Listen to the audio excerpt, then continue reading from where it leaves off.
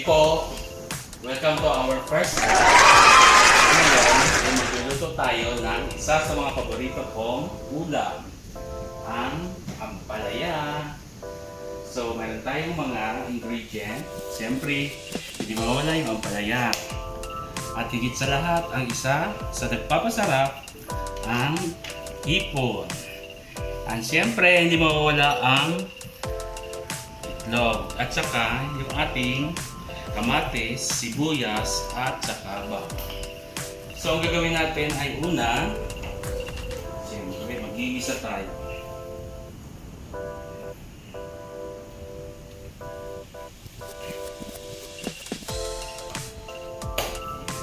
Tuturo ko sa inyo kung paano magluto ng masarap na ampalaya. Siyempre, kailangan natin i-test kung ang mantika ay ready na.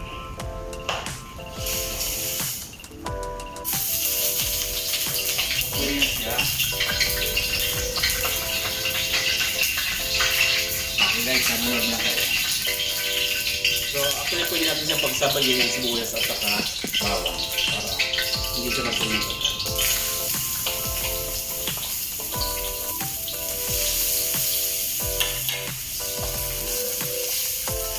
Sunod natin ang kamatis.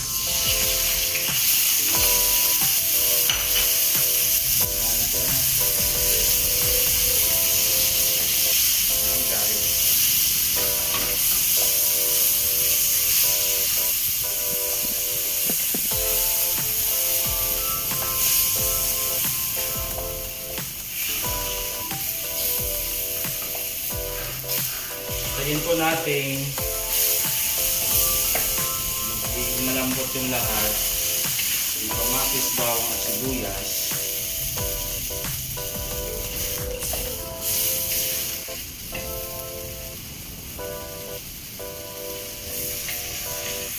Ito pa lang guys ang pinakamasarap ng putahe na minana ko pa sa nanay at tatay ko. Kasi yung mother at father ko po ay masarap magluto na ampalaya. So isa ito sa mga menu na paborito kasi siyempre gusto ko rin luto. Pag ito ang ulam ay talaga namang ulam tatlo or apat na cup na kalan. So isa ito sa mga paborito ng kaibigan ko, lalo na watch out nga pala kay Bernie.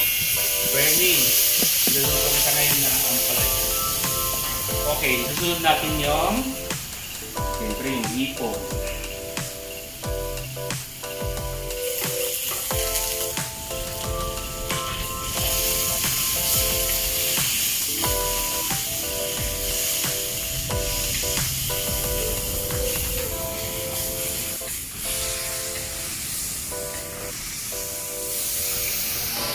Haluin na natin.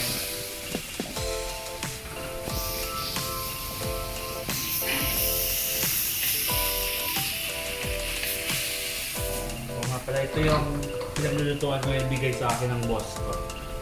What's up kay Ma'am Merly? Ma'am, ito na ginagamit ko na yung kawali ng regalo mo at ginamit ko sa aking first vlog.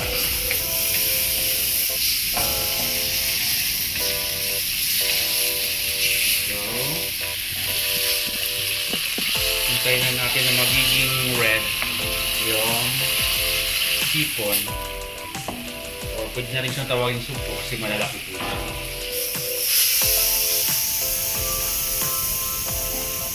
pinalo natin ang unti ng apoy.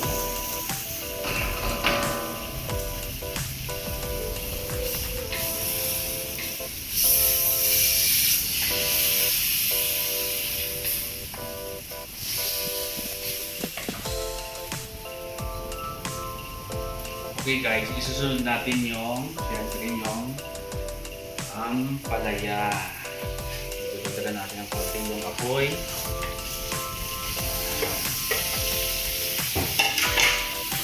Haluin. Kung mapapansin niyo po, yung ating hipon ay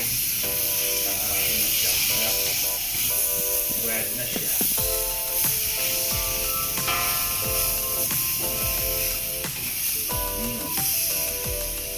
Masarap to.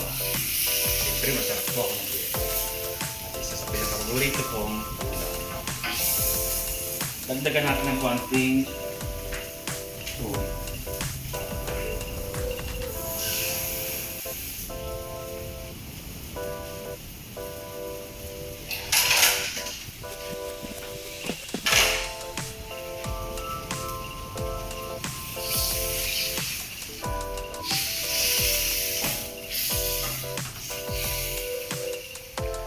So guys, tatakpan mo na natin siya. Siguro mga 5 to 10 minutes para lang siyang maluto para pareho yung ampalaya sa ating shrimp or supo or hipon.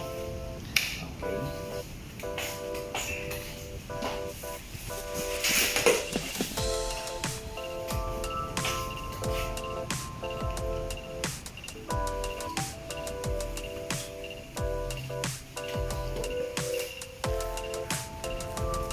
Hintay lang po tayo hanggang sa maluto na pati yung ampalaya. Watch out nga pala sa aking mga kaibigan dyan. Sana magustuhan yung aking first vlog. Ang isa sa paborito kong ulam, ang ampalaya with hipon.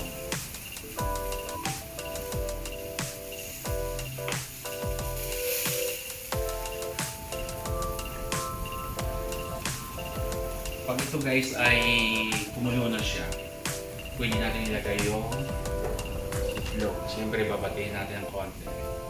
Kasi ito siya nagpapasarap siyempre. Huwag natin kalimutan kung nagluto yung ampalaya. At isa pa pala guys, kung gusto nyo mas masarap pa siya, siyempre mas combination ng pork at saka yung hipon, mas bongga yun. So, kayo naman may mga budget, so go lang. Combination ng hipon at saka yung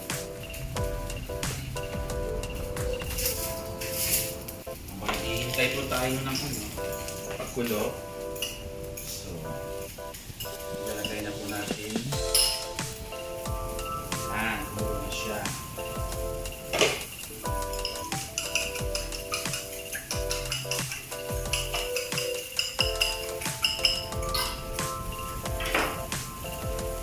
Isang tip na pala guys na sa mga mami, huwag po natin i-overcook yung ampalaya.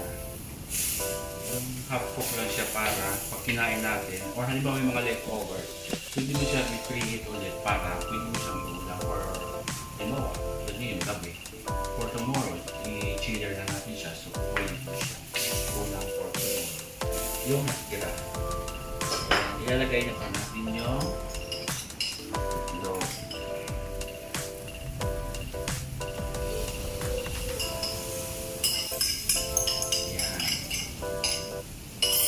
kalagay po natin. So, takpan po natin ulit para maluto yung itlog. Siguro mga 1 to 2 minutes pwede na siya.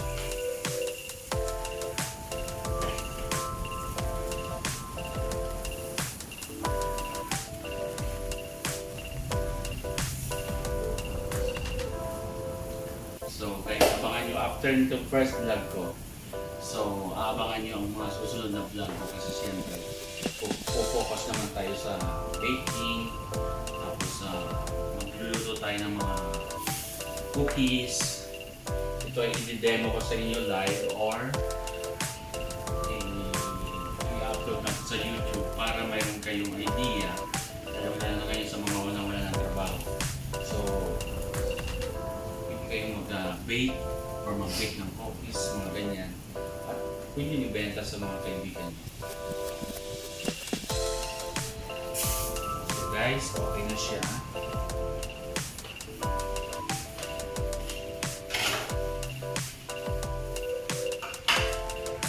So mga pala guys, naglagay lang ko ng konting asin kasi pwede natin sa mga malabawal na yung aakong. So dapat ko konti ang asin or kung pwede rin mas okay pag wala siya or hindi siya nagamaan para maging healthy. Okay?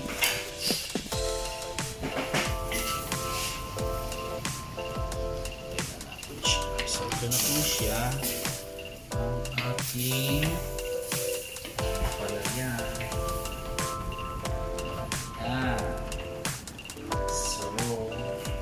siya. Napakasarap. Ampalaya with hipon.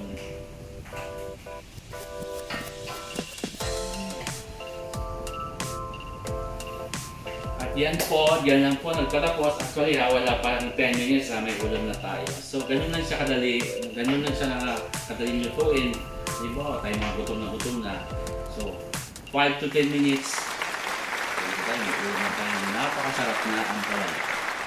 So maraming salamat. Sana po isubscribe niyo po ako sa aking YouTube channel. At yan guys, dito lang tapos ang aking first vlog. Ang